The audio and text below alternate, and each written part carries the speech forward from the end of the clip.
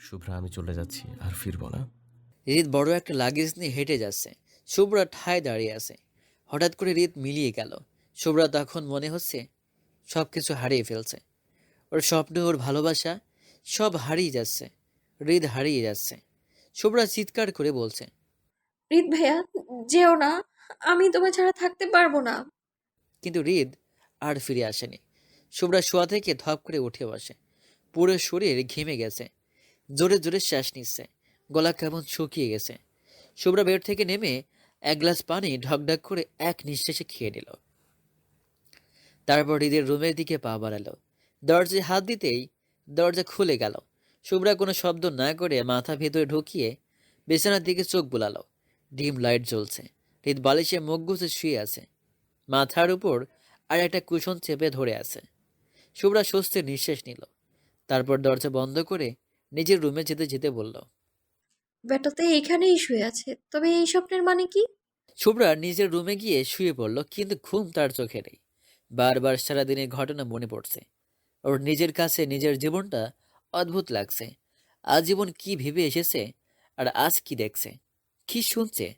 তবে এটুকু ভেবে ভালো লাগছে, অপাত্রে ভালোবাসা দান করেনি। যাকে ভালোবেসেছে সেও গোপনে ভালোবেসেছে। শুভ্রা গার্ডেনে দৌড়াচ্ছে, তবে আজ এনার্জি পাচ্ছে না। শুভ্রা কিছুক্ষণ দৌড় দিয়ে ঘাসের উপর বসে পড়ল। তারপর বোতল নিয়ে পানি খাওয়ার জন্য উপরে মুখ করতেই হৃদের বারান্দায় চোখ গেল। হৃদ দাঁড়িয়ে আছে। দুজনে চোখাচোখি হতেই হৃদ বারান্দা থেকে ভিতরে চলে গেল। শুভ্রা মুচকি হেসে পানি খেয়ে আবার দৌড়াতে শুরু করলো। ওর মনের সাথে সাথে শরীরেও এনার্জি চলে এসেছে।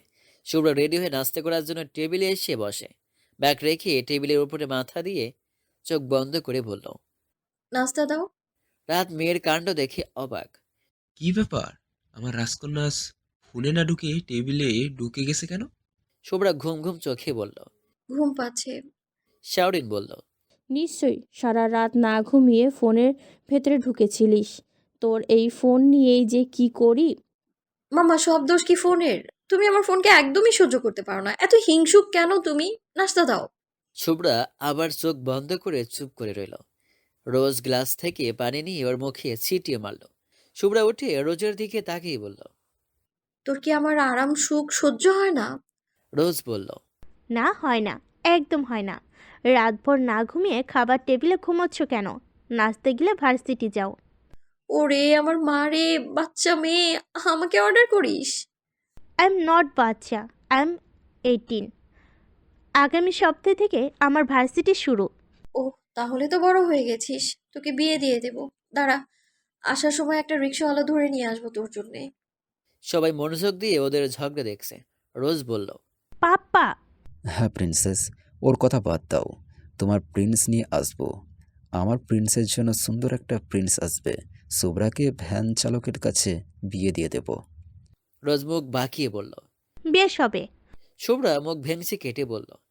দিস ইজ শুভ্রতা শুভ্রা খান। উফ, আমার দেরি হয়ে যাচ্ছে। রোজ বলল। অভিশাপ দিলাম, আজ তোমাকে ফার্স্ট ক্লাসেই কানে ধরে দাঁড় করিয়ে রাখবো। শুভ্রাকে কানে ধরে দাঁড় করিয়ে রাখার ক্ষমতা কারো নেই। I'm the best student in the class. But আজকে যেই হারে ঘুম আসে, তোর অভিশাপ লেগেও যেতে পারে রে। ক্লাসে গিয়ে না আবার ঘুমিয়ে পড়ি। ফুল বলল।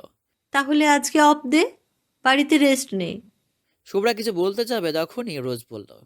ওয়েট ওয়েট, আমি বলছি, তুমি কি বলবা?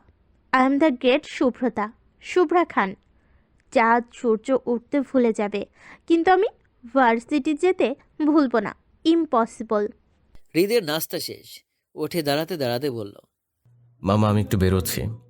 হৃদ গাড়ির চাবি নিয়ে বাড়ির বাইরে যেতেই শুভ্রা উঠে গেল। By everyone. হৃদ গাড়ির ডোর ওপেন করতেই শুভ্রা পেছন থেকে বলে উঠল। শুনুন, আমার একটু কথা আছে। হৃদ না ঘুরেই বলল। উল্টো জামা পরে ইউনিভার্সিটি যাওয়া ঠিক না। শুভ্রা হৃদের কথা শুনে নিজের দিকে তাকিয়ে অবাক। তাড়াতাড়ি রেডি হতে গিয়ে এই অবস্থা। নির্ঘাত আজকে ক্লাস মিস হবে। ভিতরে যে এত বড় বড় কথা বলে এলো, তার কি হবে? শুভ্রা বিরক্ত নিয়ে বলল। ও নো। তারপর দৌড়ে ভিতরে চলে গেল। হৃদ মুচকি হেসে গাড়িতে উঠে গাড়ি স্টার্ট দেয়। শুভ্রা হৃদকে যা বলতে চাইলো এ উল্টো জামার জন্য পারল না। শুভ্রাকে আবার ভেতরে যেতে দেখে সবাই বলল। কি রে, ফেরত আসলি কেন? শুভ্রা ঠোঁট বাঁকিয়ে বলল। উল্টো জামা পরেছি, সব রোজের দোষ, ওর অভিশাপ লেগে গিয়েছে। সবাই হাসাহাসি শুরু করে দিল শুভ্রার অবস্থা দেখে। শুভ্রা কাঁদো কাঁদো হয়ে বলল। কেউ আমায় ভালোবাসে না। শুভ্রা রাতে কানে হেডফোন লাগিয়ে অল্প সাউন্ডে ছাদে দাঁড়িয়ে দাঁড়িয়ে গান শুনছে। তখনই কিছু একটা শব্দ পেয়ে পেছনে তাকাচ্ছে। কেউ চিলেকোঠার ছাদ থেকে নামছে। শুভ্রা ভালো করে দেখে বুঝতে পারলো এটা হৃদ। শুভ্রা আবার ঘুরে গেল। অন্ধকারে হৃদের মনে হলো কেউ দাঁড়িয়ে আছে। হৃদ পেছন থেকে বুঝতে পারছে না কে ওখানে। ওর মনে হলো রোজ দাঁড়িয়ে আছে। হৃদ এগিয়ে গিয়ে বলল। কে ওখানে? রোজ? শুভ্রা হৃদের দিকে ঘুরে হেডফোন খুলে বলল। আমি শুভ্রা, নট রোজ। হৃদ আর কিছু না বলে ঘুরে চলে যেতে নিলে বলে। আম সরি। হৃদ থমকে যায় ওর সরি শুনে। তারপর ঘুরে শুভ্রার দিকে তাকিয়ে বলে। For what? শুভ্রা দুহাত ভাঁজ করে বলল। কারোর সাথে কোনো অন্যায় করলে কিংবা কাউকে হার্ট করলে সরি বলতে হয়। আমি শিখেছি এটা। আমার মনে হচ্ছে আমি আপনাকে হার্ট করেছি, তাই সরি। আমাকে হার্ট করা এত সহজ না। হ্যাঁ, তাই তো। ভিন গ্রহের এলিয়েন কি না? যাই হোক, আমি ক্যারেক্টার জঘন্য দিয়ে অন্য কিছু মিন করিনি। অ্যাকচুয়ালি আপনি বুঝতে পারেননি। বুঝবেন কিভাবে? সেই ক্ষমতা তো এখনো অর্জন করেননি। যাই হোক, সরি। আর হ্যাঁ, একজনের উপর রাগ করে পুরো ফ্যামিলিকে কষ্ট দেওয়া ঠিক না। মানে? মানে মামুনি বলছিল আপনি লন্ডন চলে যাচ্ছেন। মামুনি অনেক মন খারাপ করছিল, অনেক কষ্ট পাচ্ছিল, তাই বললাম। যদিও আমার বলার কিংবা আমার কথার মূল্য এ বাড়িতে কেউ কখনো দেয়নি। যাই হোক, এটুকুই বলার ছিল। হৃদ ঠোঁটের কোণে রহস্যময় হাসি ফুটিয়ে বলল। আমি কারো তুচ্ছ ভাবনার জন্য আমার ফ্যামিলিকে আর হার্ট করব না। অনেক হার্ট করেছি, তার বিনিময়ে কিছুই পাইনি। সো এখন থেকে শুধু আমার ফ্যামিলির কথা ভাববো। হৃদ নিচে নেমে গেল। শুভ্রাও ঘুরে গেল। কানে হেডফোন গুজে বলল। আমাকে ভাব দেখাস, তোকেও দেখাবো ভাব কত প্রকার ও কি কি উদাহরণ সহ। আমি তো ছোট্ট একটা ভুল কথা বলেছি, তবুও সরি বলে দিয়েছি। কিন্তু তোর বেটা এত দেমাগ, আমার সাথে এত কিছু করার পরেও সরি বলিসনি। আমাকে সরি না বলা পর্যন্ত আমিও তোকে ক্ষমা করব না। আর না তোর কাছে নিজেকে সমর্পণ করব। না মানে না, নয়তো আমি নিজের নাম পাল্টে দেব। হৃদ নামতে নামতে ভাবছে। ভেবেছিলাম তুই সব কিছু মিটিয়ে নেওয়ার জন্য বলবি, কিন্তু না। সরি বলতে ডেকেছিস। সরি দিয়ে আমি করবোটা কি? ভর্তা বানিয়ে খাবো? সরি থেকে আমার মন ভরবে? আমি তো তোর মন ছুতে চাই। আজ হৃদ অফিসে জয়েন করবে। সব দায়িত্ব বুঝে নিয়েছে। মামাকে সব কাজ থেকে ছুটি দিয়ে দিয়েছে। এখন নিজেই সব দেখবে, বুঝবে। ফর্মাল ড্রেসে হৃদকে ড্যাশিং লাগছে। শুভ্র একবার আর্টসকে দেখে মনে মনে কয়েকবার ক্রাশ খেয়ে নাস্তা খাওয়াতে মন দিল। যেন কাউকে দেখেনি কিংবা তার কিছু আসে যায় না। হৃদ নাস্তা শেষে দিদা, নানা, ভাই, নানবনি, পাপা, মাম্মা, কাকাই, ছোটমা একে একে সবার কাছ থেকে দোয়া নিল। রোজ কোমরে হাত দিয়ে বলল। আমি বাকি আছি। তোমাকে কি কারোর চোখে পড়ে না? হৃদ ভ্রুকুসকে রোজের দিকে তাকালো। অফিস থেকে আসার সময় অনুবীক্ষণ যন্ত্র কিনে নিয়ে আসবো। তোর মতো ছোট ভাইরাস খালি চোখে দেখা যায় না। ভাইয়া। হৃদ কানে হাত দিয়ে বলল। আস্তে আস্তে, কানের 12টা বাজাবি। আজকে অফিসের প্রথম দিন, বয়রা হয়ে উল্টাপাল্টা শুনবো। মান ইজ্জত কিছু থাকবে না। ঠিক আছে বলছি, বুড়ি দাদি আজকে আমার অফিসের প্রথম দিন, দোয়া করবেন। রোদ দুষ্টু হাসি হেসে বলল। শুভ্র আপু কি দোষ করলো? আপুকে বলে যাও। শুভ্রা ঠাস করে উঠে দাঁড়িয়ে রোজকে বলল। তোর ভাইকে তুই মন ভরে দোয়া কর। কম্পনের রাস্তা থেকে লোক ডেকে আন। শুভ্রা ব্যাগ নিয়ে হাঁটা ধরল। রাহাত হৃদের কাঁধে হাত রেখে বলল। ওর কথায় কিছু মনে করিস না, ওকে তো জানিস। হৃদ মনে মনে বলছে। এই শুভ্রাকে আমি জানি না। হৃদ জোরপূর্বক হেসে বলল। নো কাকাই, আমি বাচ্চা মেয়েদের কথা কিছু মনে করি না। শুভ্রা হৃদের কথা শুনেও রিয়াক্ট করেনি। হৃদের অফিসে আজ পঞ্চম দিন। হৃদ অফিসে যেতেই ক্যাবিনের পাশে কেমন চেঁচামেচি শুনতে পাচ্ছে। হৃদ সেদিকে গিয়ে দাঁড়ালো। একটা মেয়েকে ম্যানেজার বক্সে। মেয়েটার মাথা নিচু করে দাঁড়িয়ে আছে। হৃদ গিয়ে দাঁড়াতে ম্যানেজার চুপ করে গেল। What happened here? মেয়েটি ভয় পেয়ে গেল হৃদকে রেখে। ম্যানেজার আমতা আমতা করে বলল। স্যার, অ্যাকচুয়ালি মিস অন্য একটা ভুল করেছেন। ভুল করেছে? এভাবে চেঁচাচ্ছেন কেন? ম্যানেজার মেয়েটির দিকে তাকিয়ে মুখ শক্ত করে বলল। স্যার, নিউ জয়েন করেছে, ওনার জন্য একটা ডিজাইন নষ্ট হয়ে গেছে।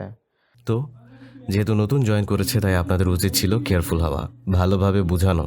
নিজেদের দায়িত্ব পালন না করে অধীনস্থ কর্মচারীদের উপর চিৎকার চেঁচামেচি করা কোনো কাজের কথা না।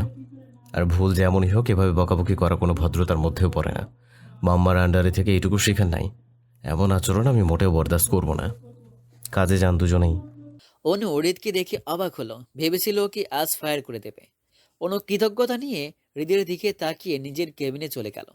রোজ পুরো রুম জুড়ে পায়চারি করছে, কিছুই বলছে না। শুভ্রা গালে হাত দিয়ে বিরক্ত নিয়ে রোজের দিকে চেয়ে আছে। শুভ্রার বিরক্তির ভাব পুরো মুখ জুড়ে ফুটে উঠেছে। শুভ্রা নাচের একটা তাল ঠিক করছিল। রোজ শুক্রবার নাচের রুমে ঢুকিয়ে শুভ্রাকে টেনে নিজের রুমে নিয়ে এসেছে। এখন কিছু না বলে রুম জুড়ে পায়চারি করছে। রোজের বাচ্চা, তুই কি কথা বলবি? আর কতক্ষণ এইভাবে বসে থাকবো? আর তুই কতকাল পায়চারি করবি? রোজ এবার থেমে গেল, তারপর শুভ্রার দিকে তাকালো, যেন শুভ্রার এই কথাটুকু শোনার অপেক্ষায় ছিল। রোজ আগ্রহ নিয়ে শুভ্রার পাশে বসলো। চেহারার এক্সপ্রেশন এমন করলো যেন কি গুরুত্বপূর্ণ কথা বলবে। শুভ্রাপু, শুভ্রা বিরক্ত নিয়ে বলল। বল, শুনে ধন্য হই। রোজ শুভ্রার আরেকটু কাছে গিয়ে বলল। ভাইয়ের অফিসে অনেক সুন্দর একটা মেয়ে জয়েন করেছে। দেখতে যেমন তেমনই আচার আচরণ। ভাইয়ের সাথে কি যে ভাব। ম্যানেজার মেয়েটাকে বকছিল। ভাইয়া হিরোর মতো এন্ট্রি করে ম্যানেজারকে ইচ্ছে মতো বকিয়ে দিল। সবই অবাক, আমিও। শুভ্রা আচমকা বলল। কি? তারপর নিজেকে সামলে বলল, তো তো বুঝতে পারছো না? তোমার সাথে তো সব কাটছাট। ভাইয়া বলেছে শুভ্রা যখন চায় না ওকে আমি বিয়ে করব না। এখন যদি অনু, শুভ্রা আগ্রহ নিয়ে বলল। অনুকে? ওই মেয়েটার নাম অনু, তারপর থেকে বল।